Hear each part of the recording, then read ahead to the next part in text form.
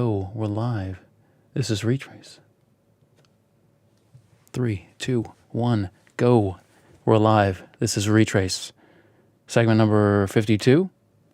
We're going to talk about the big questions raised by AI. Haven't we already been talking about all the big questions raised by AI? No, not these questions. We're going to talk about new ones. This is November 16th. Wow. 2022. 11 p.m. Eastern, 8 p.m. Pacific. Retraice is about what's going on out there. The big questions. What kind of big questions? Well, let's say the big questions raised by AI for individuals, let's say for humanity, and let's say for the players in the game. These are not necessarily, actually they are certainly not the same groups. It started with we've been talking about AI. We're in the What About AI Though series here. This is part 3. We might do one more part. But last segment we asked about, well, we mentioned AlphaCode. We didn't really talk about it that much because I didn't really know about it that much. It was a thing that happened or that was published early this year, February, a paper reporting that DeepMind had yet again used their alpha deep learning, reinforcement learning super system to do a new crazy difficult thing that we didn't think we could do with artificial intelligence. And the new thing is that it's writing code. It's not writing artificial intelligence code yet, but it's writing code to solve programming competition challenges. Really sort of difficultly worded tasks or challenges. And, the first example they give is like, change this string into this string by only using the backspace key and this or that other condition. And it's very convoluted. Like if you're a programmer and you were to sit down and you had to do this, it would, let's just say it's not a walk in the park. It's not based on some thing that you could, some little knowledge node that you could have in your mind and just sort of bang it out. AlphaCode did better in the competitions than 54% of the human beings. And they did a lot of them. Like I think they did more than 1,000 questions. Multiple thousands, I think. Anyway, look, every time AI starts doing something new, like something significant, something that's notable, something that makes the newspapers, and this didn't even make my radar. Like I'm not, crawling all over the AI news, but this didn't even get to me otherwise. So it's writing code. What is it doing? What does it mean that like the world's cutting edge artificial intelligence systems can write code better than half the human programmers in competitions? We're not talking like write code just to say, oh, look, see, this code works. It compiles, or it's interpretable. We're talking about really solving tasks that are framed in natural language. Well, it's cause for reflection.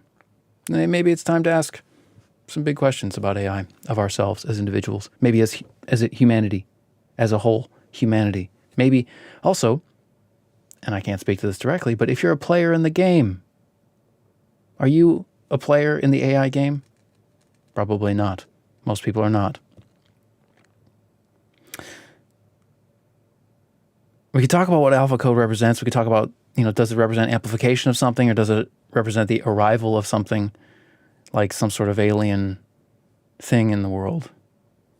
Like Stuart Russell likens it to the arrival, like superintelligence. The arrival of superintelligence is sort of the arrival of an alien species. We've got warning, nobody knows what to do, but we can see it coming.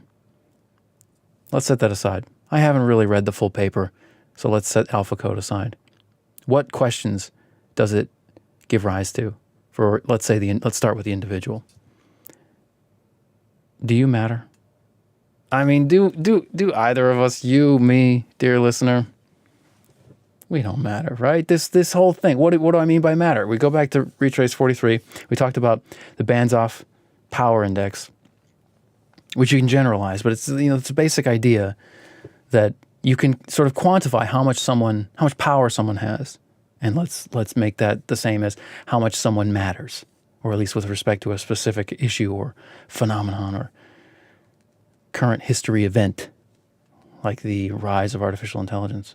You can quantify it. It's basically, the arithmetic is a little bit more complicated than can be easily put into words, and I can't like rattle it off myself. I absorbed it, and then it sort of leaked out of me very quickly. But the idea is, how many scenarios are there in which your vote can swing a winning coalition or a losing coalition to be the opposite of itself?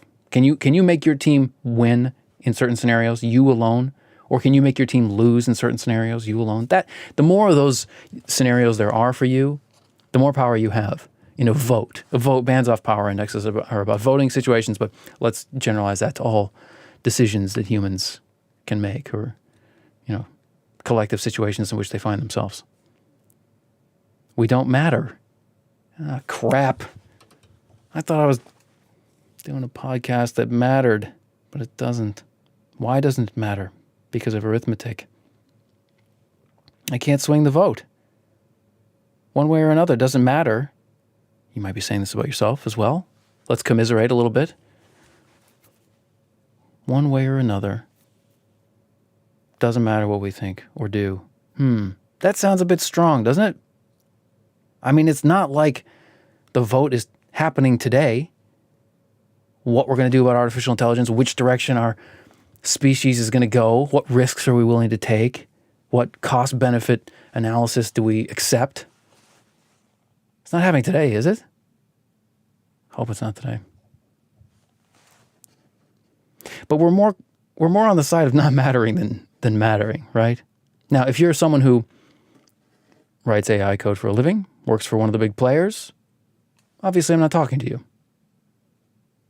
You're not talking to me either. This is a one-way channel. But that group changes. You weren't always in that group, dear power player, dear bands-off powerful entity. You were once a wee little baby, weren't you? Just a whippersnapper. We all didn't matter at whatever we do matter to now, once upon a time.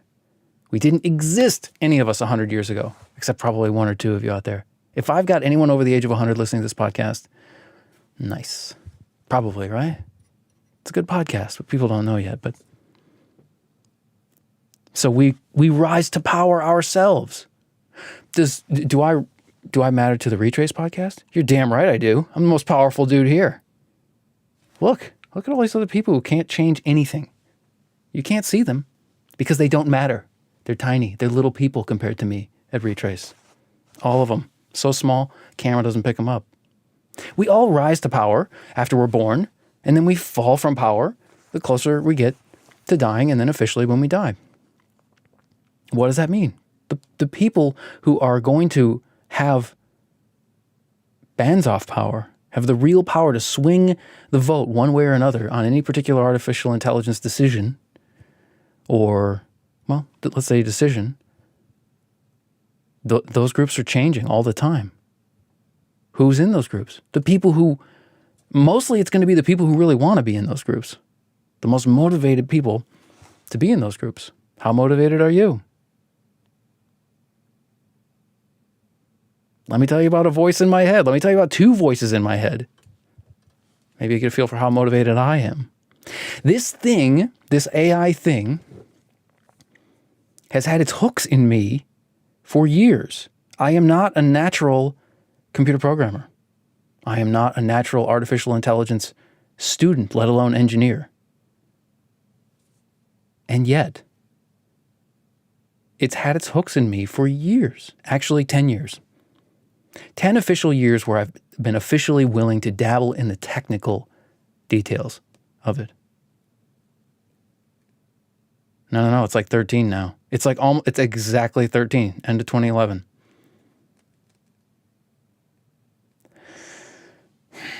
How motivated are you? I'm kind of motivated. Like I didn't have a podcast 13 years ago. I wasn't even thinking about podcasting 13 years ago, let alone what was it going to be about. You don't know the history of this podcast. Let me tell you. This podcast has a history. This is like 1, 2, 3. This is the 4th incarnation of something, maybe 5th.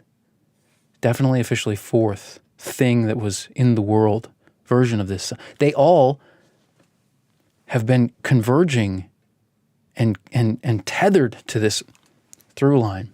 We were just talking about it today. The content meeting. We do have content meetings, believe it or not.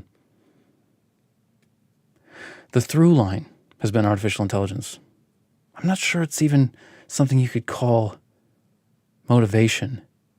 It's Frankfurt's volitional necessity. Volitional necessity. Go back to the care factor segment of Retraice. Way back, forever ago. The care factor. I forget which one it was.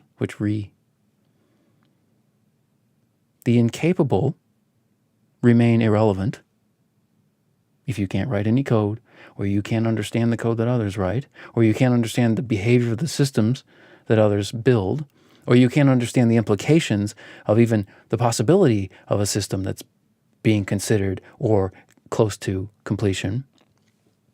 You're incapable. You're incapable of something. You're incapable of some things. And you are mostly irrelevant to this thing that's going to affect the entire planet. Similarly, the ignorant will be ignored. Your opinions do not matter if you don't know what you're talking about. And this is coming from a podcaster who's always right up against the line of talking about things about which he knows not, or about which he knows insufficiently.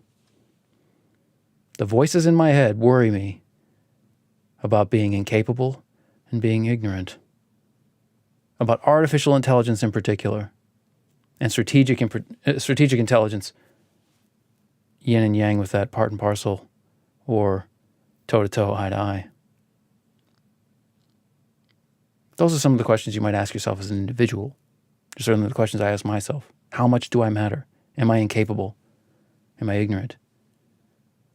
First answer is not at all. Second one is yes. And the third one is yes. But that can change. Talk more about that later. Again, the groups that matter, the people in the groups that matter are constantly changing. It's like statistical mechanics. And the particles in the system are not officially members any more than they are, for any longer than they're actually in the proximity. What questions can humanity as a whole ask on the occasion of the arrival of an AlphaCode, i.e., a reminder that artificial intelligence is not effing around? How have we not done a whole segment on that? I think this whole podcast is mostly subtitled, AI is not effing around. What can humanity as a whole ask itself? What are we doing again? Where are we headed? What's this? Huh? Those are the questions humanity can ask itself collectively. More specifically, AI is for what? AI is for what? What are we doing here? What's now? Maybe a healthy dose of what were we doing? What were we thinking? What did we build and why? And where are we headed if we keep doing this or if we choose to do that sort of thing?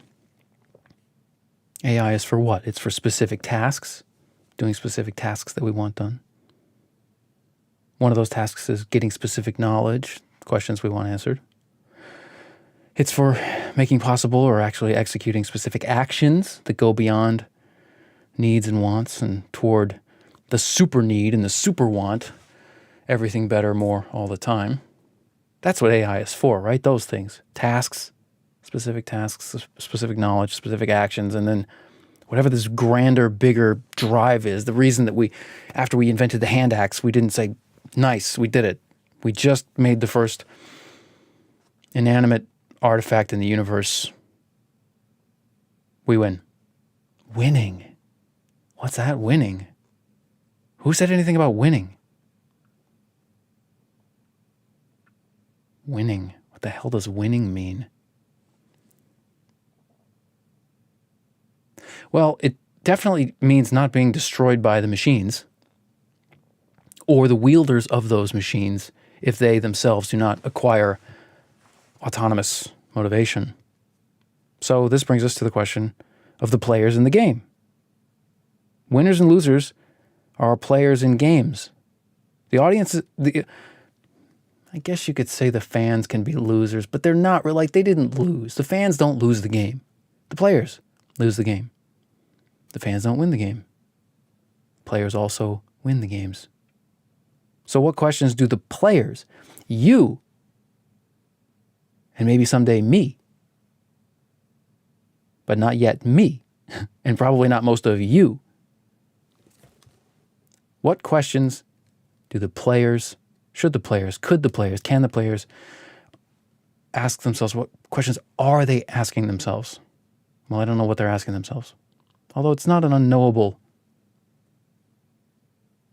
thing. I can think of ways of getting at that.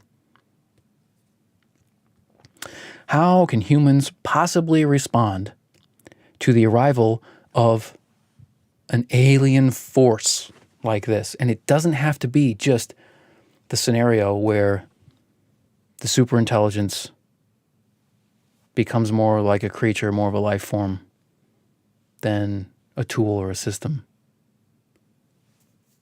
I think it was Dennett who said in one of the Brockman books, we need to make sure that we keep building AI to be tools, not colleagues.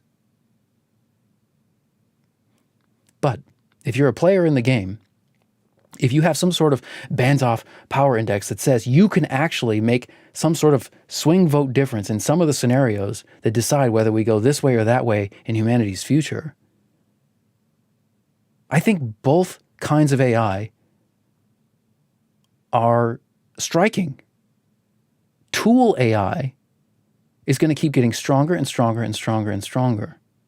It's like the ultimate lever, the ultimate simple machine made heroically complex and yet still usable as a tool without ever waking up, without ever becoming a colleague, without ever becoming something that could start to have opinions about its lot in life. If you're a player in this game, you're not in the audience, you're not a bystander, you're not a deep outsider, which is to say someone who's not even aware that the game is being played. I mean, maybe that's the vast majority. I mean, people know about AI, right? Like, they know, oh yeah, the machines are getting better. Oh, well, the Terminator and the Matrix. And yeah. Well, so none of us are like truly, except the young people, because they, you don't know everything or you don't know all the basics of your culture and what's going on until you grow up a little bit and you hear about things. And it's sometimes easy to be forgotten if you're young. Everyone's running around talking about everything. That's kind of the fun of growing up. It's like, I remember, for me, it was Newsweek.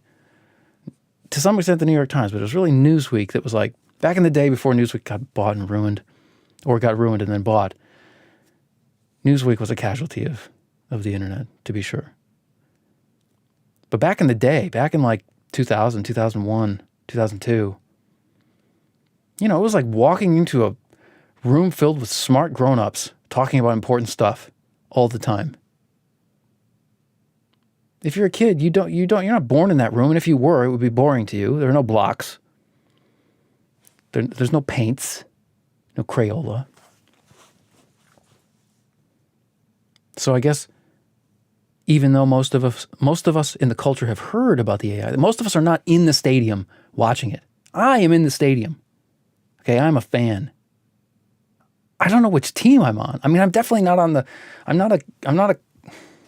gotta be careful here. I don't want to get myself in trouble with, no,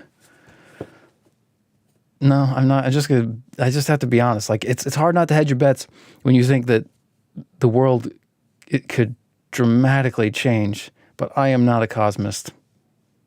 I am not a cosmist. I cannot imagine giving up on humanity. My only hesitation in saying that is because the cosmists have such an advantage. I don't want them to annihilate me for saying that I'm not one of them, but that would make me a coward. And I just showed you how brave I am. Isn't that awesome? Oh, I'm so brave. Hugo de Garis is a cosmist. Do you know what a cosmist is? The art elector, Hugo de Garis, the physicist and computer engineer, supposes that before the AI, before the Matrix, or before the Terminator scenario, there's going to be a war between two human groups. The cosmists, who think we should take the risk of building AI systems with godlike power no matter what, because it's sort of like the destiny of the human race or destiny of the universe, or maybe it's just like, no matter what, this is the only way to solve our problems. There are lots of different arguments for being a cosmist. And then the Terrans are like, no, we can't, because you risk ruining everything. It's like, should we bet everything on this jump shot? That's not really fair. Should we bet everything on black? The cosmists say, bet it all on black. And the Terrans say, bet it all on red. But if it's like loss feels twice as bad as gain feels good. And you're talking about an existential loss if we're wrong about this thing. I'm not saying we shouldn't keep building AI. I'm saying, not that you care what my opinion is, because I go back to what I said about the questions individuals have to ask themselves. The ignorant will be ignored. I'm ignorant of the details. I'm not that ignorant. I've got books. I got books that I read, some of. I've written programs that are technically kind of in those books that might kind of, sort of, if you really squint, be considered artificial intelligence programs. More than you. Look at me. Although don't ask me to look at me. I can't show you yet. I spend most of my time just trying to get the dependencies to work. So stupid. We're going to get into this. I'm telling you, this is where it's going. This is a thing, this whole podcast, this whole whatever the hell I'm talking about. And I know it's easy to lose track sometimes. It's not on purpose. It's going somewhere. And I don't just mean like it'll probably end up somewhere. It's like I know where this is going now. I've known for a couple of years. It's like involuntary. It's going toward this. The technical details. It's hard to make the case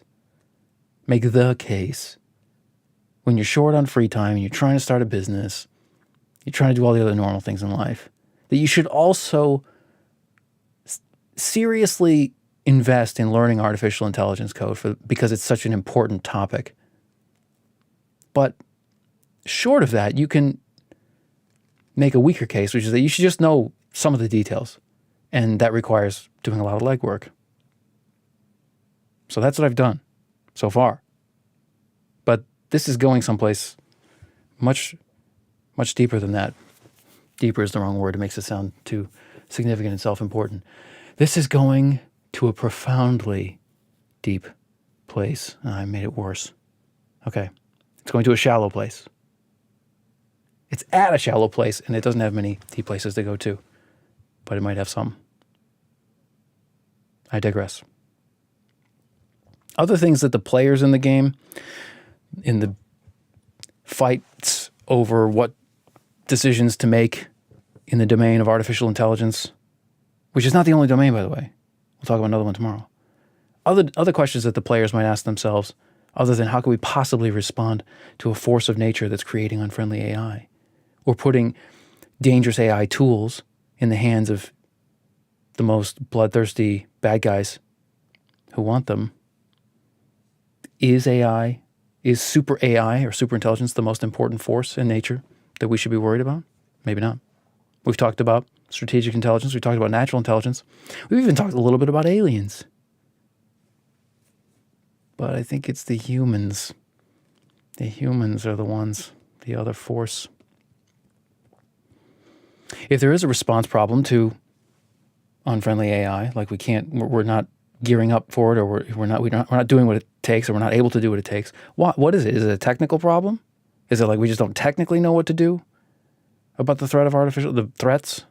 There's more than one of artificial intelligence, friendly or neutral, unfriendly or neutral. Is it a capacity problem? We just don't have enough people. They don't have enough resources. They don't have enough attention in the attention economy, because everyone now, their attention is being clawed at, including by me. I don't like it, but it's true. By having you here, I've won some tiny little battle in the attention economy for your particular attention. But man, you go on social media, if you don't have much of a filter bubble established on social media, which I don't. Like, I don't really, they don't know much about me. They send me the most crappity crap. Ugh. If it is a capacity problem, let's say there's, we stipulate that there's a response problem to the problem of artificial intelligence, problems of artificial intelligence. There is a response problem. What is the problem? Maybe it's not technical. Okay, but what if it's a capacity problem? What kind of capacity? The things that I came up with were like, we're not smart enough, like the IQ capacity is just not there. Like this is a solvable problem, but we move too fast. These particular primates in this part of the Milky Way galaxy, they sort of got ahead of themselves and got in over their heads. They needed to wait like one or two more species before they took on this one, but their particular circumstances snuffed them out. So it could be an IQ capacity problem. It could be a trust capacity problem. We just might be really deficient right now in the hard reality of deciding who to trust. And the last question that a player in the game would have to ask is what would have to change? If we can think of how we could possibly respond, and we can decide whether it's the most important thing, should we be worried more about the AI of the future or the humans of the present and the future? And if we can work out the technical side, at least know where we're going, and know that we have the capacity to get there, or slow ourselves down until we do have the capacity to get there, and then we can also be sure that we're smart enough and that we trust enough of each other, then we have to decide what has to change. If we decide that the problem is solvable, and you can sort of do that almost theologically, every problem is solvable. False. Ask anybody who died accidentally. But if we decided it on a rational basis, that this problem is solvable, that the solution is not to put some sort of draconian halt to the development of technology, then we'd have to decide. Then we'd have to figure out what has to change in order for this not to get us the problem or the problems of AI. So if you're a player, get to it.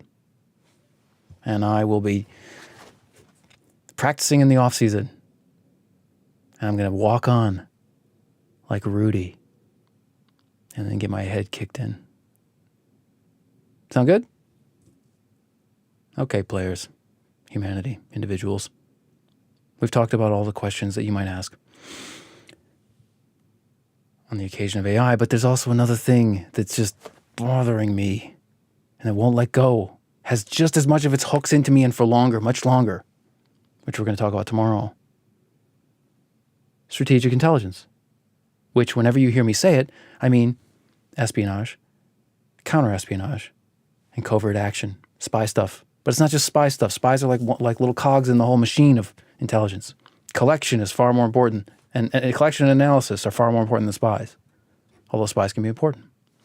Vladimir Putin is important, and he is, before all else, a spy.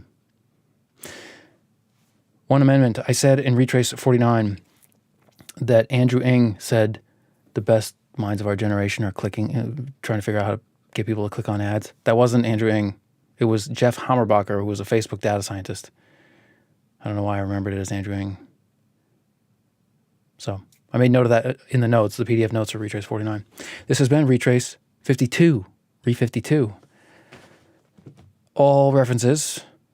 There weren't many. There will be some, though. I've got some points to make, especially about like the arrival of artificial intelligence and one or two other things. We'll be in the PDF notes, retraice.com, retraice.com. We'll be back the same time tomorrow, 11 p.m. on Thursday night, the 17th of November, 8 p.m. Pacific, and all the other times. Signing off.